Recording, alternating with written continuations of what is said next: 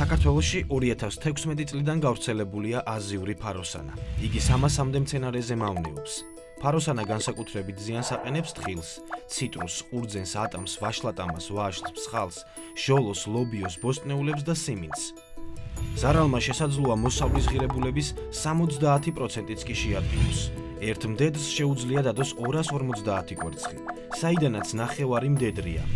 მეორე თაობაში 125 მდედრს უკვე შეუძლია 30,000-ზე მეტი კვერცხი დადოს და პოპულაციის კატასტროფული მატება გამოიწვიოს.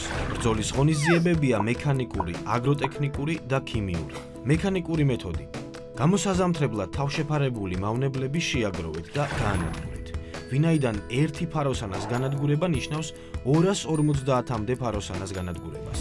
აგროტექნიკური მეთოდი. სასურველია ბაღებში ფოსფორიანი და კალიუმიანი სასუქების შეტანა, რომელიც არახელსაყრელ გარემოს უქმნის მავნებელს ნიადაგში გამოზამთრება განვითარებისათვის.